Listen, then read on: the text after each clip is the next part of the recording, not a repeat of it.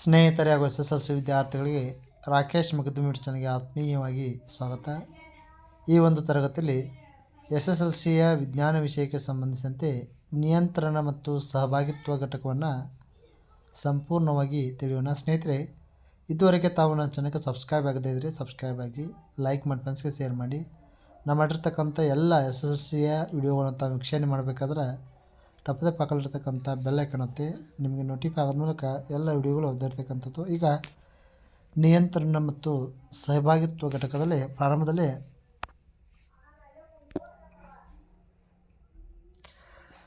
ನಿಯಂತ್ರಣ ಮತ್ತು ಸಹಭಾಗಿತ್ವ ಪರಿಸರದಲ್ಲಾಗುವ ಬದಲಾವಣೆಗಳಿಗೆ ಸೂಕ್ತ ಪ್ರತಿಕ್ರಿಯೆ ನೀಡುವುದು ಜೀವಿಯ ಮೂಲಭೂತ ಲಕ್ಷಣವಾಗಿರ್ತದೆ. ಇಂತಹ ಬದಲಾವಣೆಗಳನ್ನು ಪ್ರಚೋದನೆಗಳಂತ ಕರೆಯಲಾಗ್ತದೆ.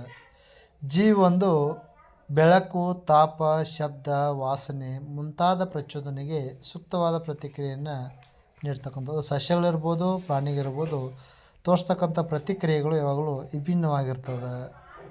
ಅಂದರೆ ಜೀವಿಗೆ ಏಕೆ ಸಹಭಾಗಿತ್ವ ಮತ್ತು ನಿಯಂತ್ರಣ ವ್ಯವಸ್ಥೆಯ ಅವಶ್ಯಕತೆ ಇರ್ತದೆ ಅಂದಾಗ, ಪರಿಸರದ ಬದಲಾವಣೆಗಳಿಗೆ ಸೂಕ್ತವಾಗಿ ಪ್ರತಿಕ್ರಿಯೆ ಮಾಡಬೇಕಾದ್ರೆ ದೇಹದ ಎಲ್ಲ ಚಟುವಟಿಕೆಗಳು ಸಮರ್ಪಕವಾಗಿ ಕಾರ್ಯನಿರ್ವಹಿಸಬೇಕಾಗುತ್ತೆ.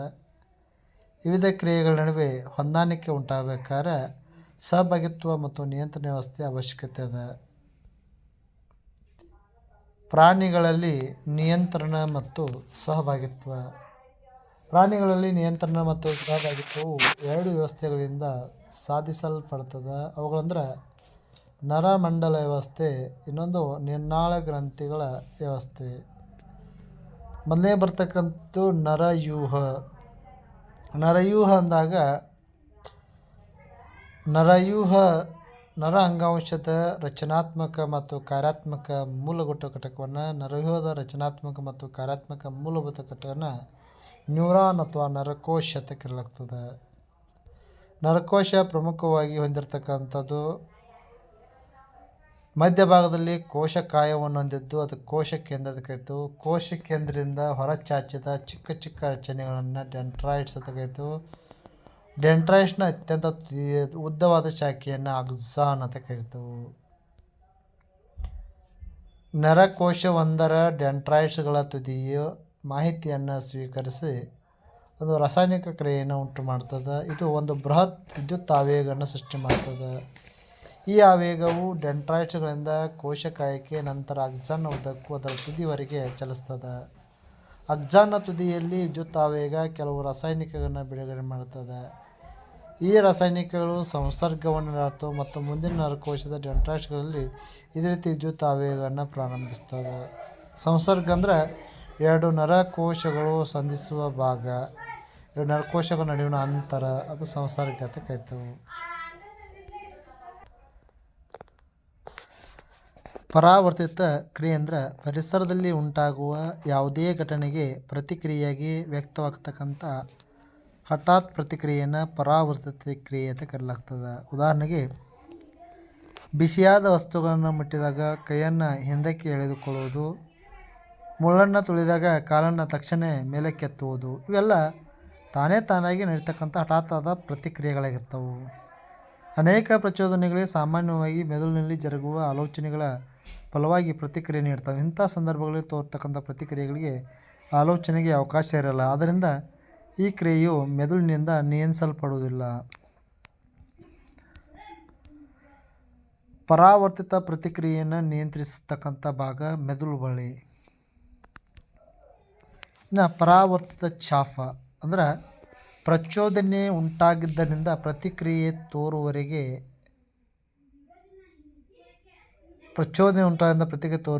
ಹಾದು ಹೋಗ್ತಕ್ಕಂಥ ಪಥವನ್ನು ಪರಾವರ್ತಿತ ಚಾಪ ಅಂತ ಕರೆಯಲಾಗ್ತದೆ.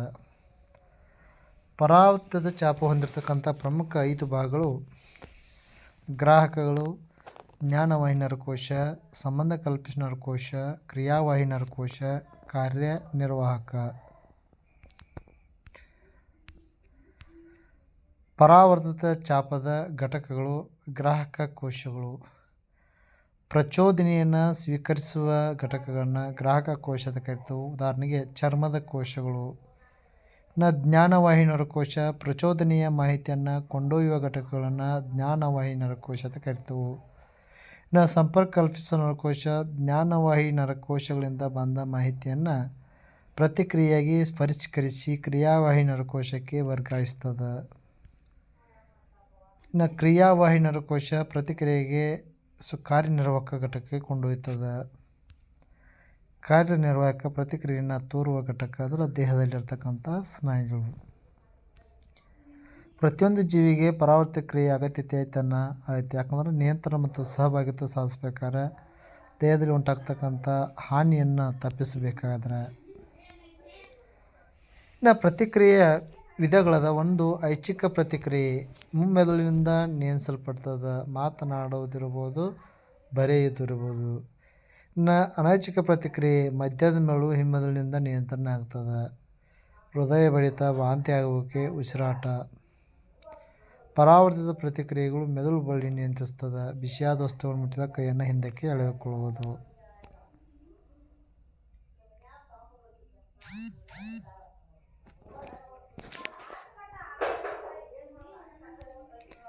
ಮಾನವನ ಮೆದುಳು. ಮಾನವನ ಮೆದುಳಿನ ಪ್ರಮುಖ ರಚನೆ ನೋಡೋಣ.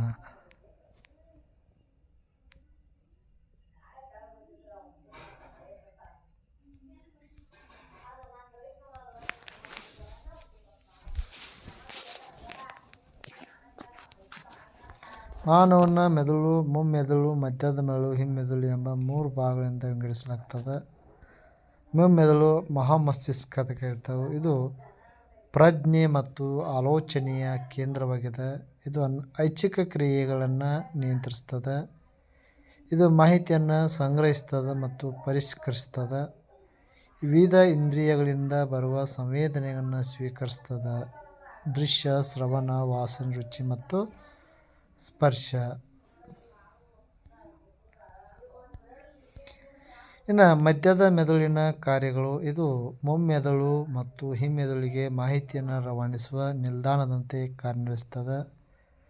ಇದು ಅನೈಚ್ಛಿಕ ಕ್ರಿಯೆಗಳನ್ನು ನಿಯಂತ್ರಿಸ್ತದೆ. ಉದಾಹರಣೆಗೆ ಬೆಳಕಿನ ತೀವ್ರತೆಗೆ ಅನುಗುಣವಾಗಿ ಕಣ್ಣಿನ ಪಾಪೆಯ ಗಾತ್ರದಲ್ಲಿ ಬದಲಾವಣೆ ತರೋದು. ಇನ್ನು ಹಿಮ್ಮೆದುಳಿನ ಕಾರ್ಯಗಳು.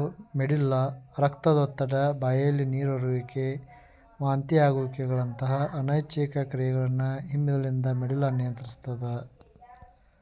ಅನುಮಸ್ತಿಷ್ಕ. ಇದು ಐಚ್ಛಿಕ ಕ್ರಿಯೆಗಳನ್ನು ನಿಖರತೆಯನ್ನು ತರ್ತದೆ. ದೇಹದ ಭಂಗಿ ಹಾಗೂ ಸಮತೋಲನ ಕಾಪಾಡಲು ಸಹಾಯಕವಾಗಿರ್ತದೆ.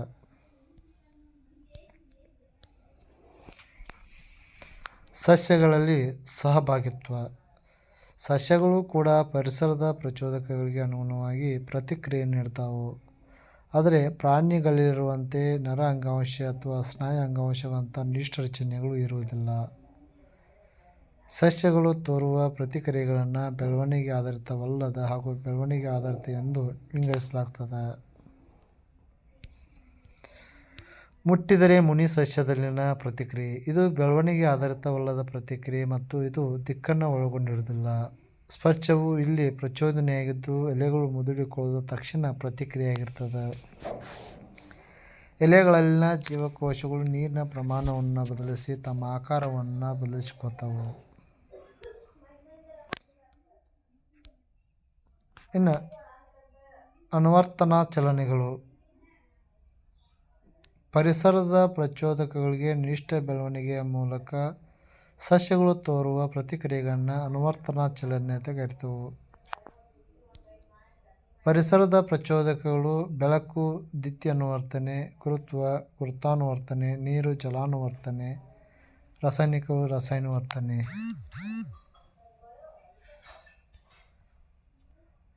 ಸಸ್ಯದಲ್ಲಿನ ಬೆಳವಣಿಗೆಯು ಪ್ರಚೋದಕದ ದಿಕ್ಕಿನ ಕಡೆಗೆ ಉಂಟಾಗುವುದರಿಂದ ಧನಾತ್ಮಕ ಅನುವರ್ತನೆ ಅಂತ ಕರಿತೇವೆ. ಸಸ್ಯದಲ್ಲಿನ ಬೆಳವಣಿಗೆಯು ಪ್ರಚೋದಕರ ವಿರುದ್ಧ ದಿಕ್ಕಿನಲ್ಲಿ ಉಂಟಾದರೆ ಅದನ್ನು ಋಣಾತ್ಮಕ ಅನುವರ್ತನೆ ಅಂತ ಕರೆಯಲಾಗ್ತದೆ.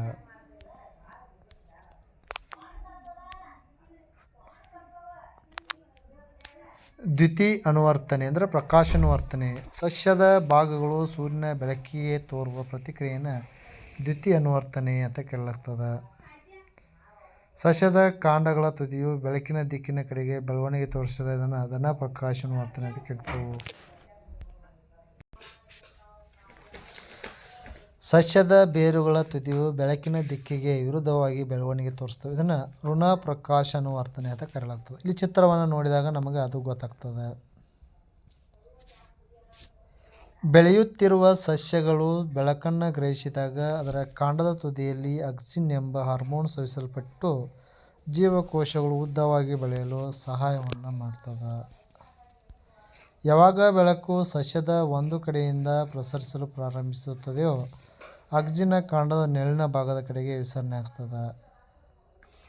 ಆಕ್ಸಿನ್ ನೆರಳಿನ ಭಾಗದಲ್ಲಿರುವ ಜೀವಕೋಶಗಳನ್ನು ಉದ್ದವಾಗಿ ಬೆಳೆಯಲು ಪ್ರಚೋದಿಸುತ್ತದೆ. ಹೀಗೆ ಸಸ್ಯ ಬೆಳಕಿನ ಕಡೆಗೆ ಬಾಗ್ತದೆ. ಇನ್ನು ಗುರುತ್ವಾನುವರ್ತನೆ ಅಂದ್ರೆ ಸಸ್ಯದ ಭಾಗಗಳು ಭೂಮಿಯ ಗುರುತ್ವಕ್ಕೆ ತೋರುವ ಪ್ರತಿಕ್ರಿಯೆಯನ್ನು ಗುರುತ್ವಾನುವರ್ತನೆ ಅಂತ ಕರೆಯಲಾಗ್ತದೆ. ಸಸ್ಯದ ಬೇರುಗಳ ತುದಿಯು ಗುರುತ್ವದ ದಿಕ್ಕಿನ ಕಡೆಗೆ ಬೆಳವಣಿಗೆ ತೋರಿಸ್ತದೆ. ಇದನ್ನು ಧನ ಗುರುತ್ವಾನುವರ್ತನೆ ಅಂತ ಕರೆಯಲಾಗ್ತದೆ.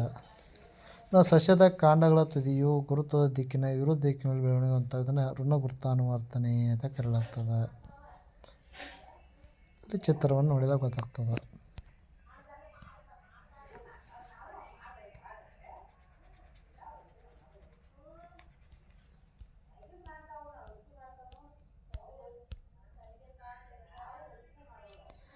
ಜಲಾನುವರ್ತನೆಯನ್ನು ತೋರಿಸುವ ಚಟುವಟಿಕೆ. ಬೇಕಾದ ಸಾಮಗ್ರಿಗಳು: ತೊಟ್ಟಿ, ರಂಧ್ರ ಮಾಡಿದ ಲೋಟ, ಮಣ್ಣು, ಸಸ್ಯ. ಚಿತ್ರದಲ್ಲಿ ತೋರಿಸಿದಂತೆ ತೊಟ್ಟಿಯನ್ನು ಮಣ್ಣನ್ನು ಹಾಕಿ ಸಸಿ ನೆಡಬೇಕು. ನಂತರ ಸಸ್ಯದಿಂದ ಸ್ವಲ್ಪ ದೂರದಲ್ಲಿ ರಂಧ್ರ ಮಾಡಿದ ಲೋಟವನ್ನು ನೀರು ಹಾಕಲು ಬರುವಂತೆ ಮಣ್ಣಲ್ಲಿ ಹೂಳಬೇಕು.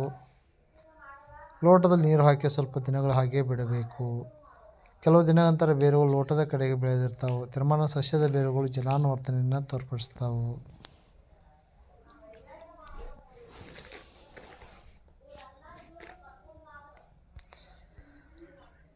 ರಸಾಯನುವರ್ತನೆ.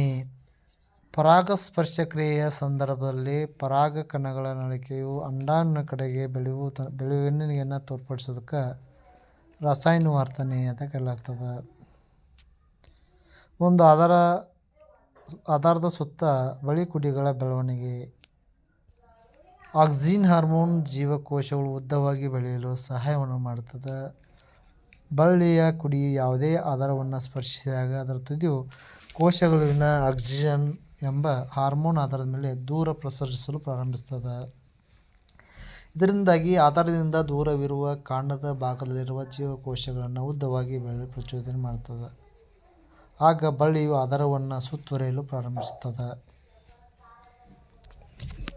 ಮುಟ್ಟಿದರೆ ಮುನಿ ಎಂಬ ಸಸ್ಯದ ಎಲೆಗಳ ಚಲನೆಯು ಬೆಳಕಿನ ಕಡೆಗೆ ಚಲಿಸುವ ಕಾಂಡದ ಚಲನೆಗೆ ಇರತಕ್ಕಂಥ ವ್ಯತ್ಯಾಸ ಏನು? ನೋಡಿ, ಮುಟ್ಟಿದರೆ ಮುನಿ ಸಸ್ಯದ ಬೆಳವಣಿಗೆ ಚಲನೆಗೆ ಇರತಕ್ಕಂಥ ಮೊದಲನೇ ವ್ಯತ್ಯಾಸ, ಇಲ್ಲಿ ಸ್ಪರ್ಶವು ಪ್ರಚೋದನೆಯಾಗಿರ್ತದೆ.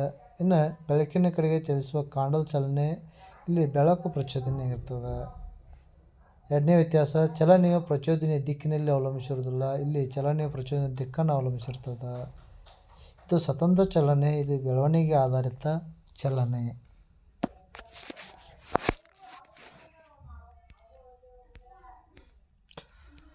ಸಸ್ಯ ಹಾರ್ಮೋನುಗಳು. ಸಸ್ಯಗಳಲ್ಲಿ ಬೆಳವಣಿಗೆ, ಅಭಿವರ್ಧನೆ ಮತ್ತು ಪರಿಸರಕ್ಕೆ ಪ್ರತಿಕ್ರಿಯೆಗಳನ್ನು ಸಮನ್ವಯಗೊಳಿಸಲು ಸಹಾಯ ಮಾಡುವ ರಾಸಾಯನಿಕಗಳನ್ನು ಸಸ್ಯ ಹಾರ್ಮೋನುಗಳಂತ ಕರೆಯಲಾಗ್ತದೆ. ಸಸ್ಯ ಹಾರ್ಮೋನುಗಳು ಮತ್ತು ಅವುಗಳ ಪ್ರಾಮುಖ್ಯತೆಗಳು. ಸಸ್ಯ ಹಾರ್ಮೋನ್. ಮೊದಲನೇ ಹಾರ್ಮೋನ್ ಆಕ್ಸಿನ್ ಕಾಂಡದ ತುದಿಗಳಲ್ಲಿ ಸಂಶ್ಲೇಷಿಸಲ್ಪಡುತ್ತದೆ. ಜೀವಕೋಶಗಳು ಉದ್ದವಾಗಿ ಬೆಳೆಯಲು ಸಹಾಯವನ್ನು ಮಾಡ್ತದೆ. ಸಸ್ಯಗಳಲ್ಲಿ ದ್ವಿತೀಯ ಅನುವರ್ತನೆಯನ್ನು ಉಂಟು ಮಾಡ್ತದೆ. ಎರಡನೇದು ಜಿಬ್ರಲಿನ್ ಬೀಜದ ಮೊಳೆಯುವಿಕೆಯನ್ನು ಉತ್ತೇಜಿಸ್ತದೆ. ಕಾಂಡದ ಉದ್ದವನ್ನು ಹೆಚ್ಚಿಸ್ತದೆ. ಮತ್ತೊಂದು ಸಸ್ಯ ಹಾರ್ಮೋನ್ ಸೈಟೋಕೈನಿನ್ ಕೋಶ ವಿಭಜನೆಯನ್ನು ಉತ್ತೇಜಿಸ್ತದೆ. ಹಣ್ಣು ಮತ್ತು ಬೀಜಗಳಲ್ಲಿ ಹೆಚ್ಚಿನ ಸಾಂದ್ರತೆಯಲ್ಲಿ ಕಂಡುಬರ್ತದೆ. ಇನ್ನು ಅಬ್ಸಿಕ್ ಆಮ್ಲ ಸಸ್ಯದ ಬೆಳವಣಿಗೆಯನ್ನು ಕುಂಠಿತಗೊಳಿಸ್ತದೆ, ಪ್ರತಿಬಂಧಿಸ್ತದೆ.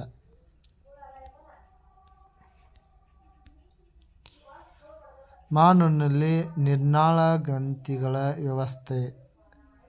ತಮ್ಮ ಸ್ರವಿಕೆಯನ್ನು ನಿರ್ದಿಷ್ಟ ನಾಳಗಳ ಮೂಲಕ ಸ್ರವಿಸದೆ ನೇರವಾಗಿ ರಕ್ತಕ್ಕೆ ಬಿಡುವ ಗ್ರಂಥಿಗಳನ್ನು ನಿರ್ನಾಳ ಗ್ರಂಥಿಗಳು ಅಂತ ಕರೆಯಲಾಗ್ತದೆ. ನಿರ್ನಾಳ ಗ್ರಂಥಿಗಳಿಂದ ಸ್ರವಿಸಲ್ಪಡುವ ರಾಸಾಯನಿಕಗಳಿಗೆ ಹಾರ್ಮೋನುಗಳು ಅಂತ ಕರೀತಾರೆ. ಈ ರಾಸಾಯನಿಕಗಳು ದೇಹದಲ್ಲಿ ನಿಯಂತ್ರಣ ಮತ್ತು ಸಹಭಾಗಿತ್ವವನ್ನು ಸಾಧಿಸಲು ಸಹಾಯವನ್ನು ಮಾಡ್ತವೆ. ಹಾರ್ಮೋನುಗಳು ಗ್ರಂಥಿಗಳು ಮತ್ತು ಕಾರ್ಯಗಳನ್ನು ಪರೀಕ್ಷೆಗೆ ಭಾಳಷ್ಟು ಇಂಪಾರ್ಟೆಂಟ್ ಆಗಿರ್ತಕ್ಕಂಥದ್ದು. ಪಿಟ್ಯೂಟರಿ ಗ್ರಂಥಿ ಸ್ರವಿಕೆ ಮಾಡೋ ಹಾರ್ಮೋನ್, ಬೆಳವಣಿಗೆ ಹಾರ್ಮೋನ್. ಇದು ದೇಹದ ಬೆಳವಣಿಗೆಯನ್ನು ಪ್ರಚೋದನೆ ಮಾಡ್ತದೆ. ಎರಡನೇ ಗ್ರಂಥಿ ಥೈರಾಯ್ಡ್ ಗ್ರಂಥಿ. ಥೈರಾಯ್ಡ್ ಗ್ರಂಥಿ ಸ್ರವಿಸೋ ಹಾರ್ಮೋನ್ ಥೈರಾಕ್ಸಿನ್. ಇದು ದೇಹದ ಬೆಳವಣಿಗೆಗೆ ಚಯಾಪಚಯ ಕ್ರಿಯೆಯನ್ನು ನಿಯಂತ್ರಣ ಮಾಡ್ತದೆ. ಇನ್ನು ಮೆದುಜೀರಕ ಗ್ರಂಥಿ. ಮೆದುಜೀರಕ ಗ್ರಂಥಿ ಸ್ರವಿಸುವ ಹಾರ್ಮೋನ್ ಇನ್ಸುಲಿನ್. ರಕ್ತದಲ್ಲಿ ಸಕ್ಕರೆ ಮಟ್ಟವನ್ನು ನಿಯಂತ್ರಣ ಮಾಡ್ತದೆ. ಇನ್ನು ಅಡ್ರಿನಲ್ ಗ್ರಂಥಿ.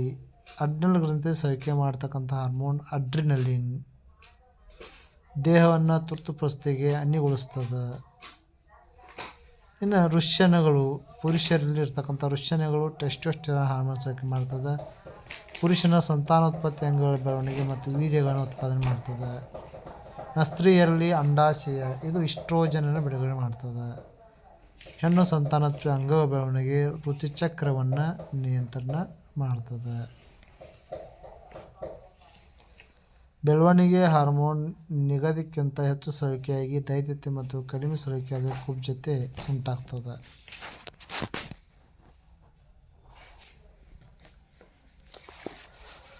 ಥೈರಾಕ್ಸಿನ್ ಹಾರ್ಮೋನ್ನ ಸಮರ್ಪಕ ಸ್ರವಿಕೆಗೆ ಅಯೋಡಿನ್ನ ಅವಶ್ಯಕ. ಉಪ್ಪು ಹಾಗೂ ಸಮುದ್ರ ಮೂಲದ ಆಹಾರಗಳು ಅಯೋಡಿನ್ನ ಸಮೃದ್ಧ ಆಹಾರಗಳಾಗಿರ್ತವೆ. ಈ ಹಾರ್ಮೋನ್ ದೇಹದಲ್ಲಿ ಕಾರ್ಬೋಹೈಡ್ರೇಟ್, ಕೊಬ್ಬು ಮತ್ತು ಪ್ರೋಟೀನ್ಗಳ ಚಯಾಪಚಯ ಕ್ರಿಯೆಯನ್ನು ನಿಯಂತ್ರಣ ಮಾಡ್ತದೆ. ಈ ಹಾರ್ಮೋನ್ನ ಕೊರತೆಯಿಂದ ಸರಳಗಂಡ ಗೈಟರ್ ಕಾಯಿಲೆ ಬರ್ತದೆ.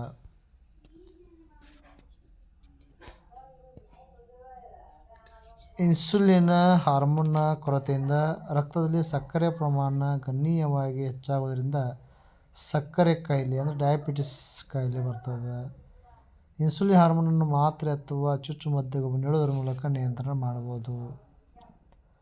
ಅಡ್ರಿನಾಲಿನ್ ಹಾರ್ಮೋನ್ ದೇಹವನ್ನು ತುರ್ತು ಪರಿಸ್ಥಿತಿಗೆ ಅಣಿಗೊಳಿಸ್ತದೆ. ಈ ಸಂದರ್ಭದಲ್ಲಿ ಹೃದಯ ಬಡಿತ, ಉಸಿರಾಟದ ವೇಗ, ರಕ್ತದೊತ್ತಡವನ್ನು ಹೆಚ್ಚಿಸ್ತದೆ. ಇದರಿಂದಾಗಿ ದೇಹಕ್ಕೆ ಅಧಿಕ ಪ್ರಮಾಣದ ಆಕ್ಸಿಜನ್ ಪೂರೈಕೆ ಆಗ್ತದೆ. ಹಾಗಾಗಿ ಸ್ನಾಯುಗಳಲ್ಲಿ ಅಧಿಕ ಶಕ್ತಿ ಬಿಡುಗಡೆಯಾಗುವುದರಿಂದ ಸನ್ನಿವೇಶವನ್ನು ಎದುರಿಸಲು ಸಾಧ್ಯವಾಗ್ತದೆ.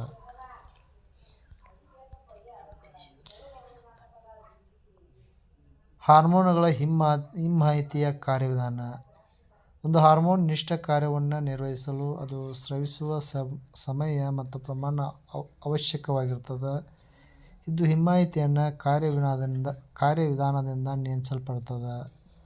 ರಕ್ತದಲ್ಲಿನ ಸಕ್ಕರೆಯ ಪ್ರಮಾಣ ಹೆಚ್ಚಾಗಿರುವ ಮಾಹಿತಿಯನ್ನು ಪಡೆದಾಗ ಮೆದುಜೀರಕ ಗ್ರಂಥಿಯಲ್ಲಿರ್ತಕ್ಕಂಥ ಜೀವಕೋಶಗಳು ಇನ್ಸುಲಿನ್ ಹಾರ್ಮೋನನ್ನು ಹೆಚ್ಚಿನ ಪ್ರಮಾಣದಲ್ಲಿ ಸ್ರವಿಕೆ ಮಾಡ್ತವೆ. ರಕ್ತದಲ್ಲಿನ ಸಕ್ಕರೆಯ ಪ್ರಮಾಣವನ್ನು ಕಡಿಮೆ ಆದಾಗ ಮೆದುಜೀರಕ ಗ್ರಂಥಿಯು ಜೀವಕೋಶಗಳು ಇನ್ಸುಲಿನ್ ಹಾರ್ಮೋನನ್ನು ಕಡಿಮೆ ಪ್ರಮಾಣದಲ್ಲಿ ಸ್ರವಿಕೆ ಮಾಡ್ತವೆ.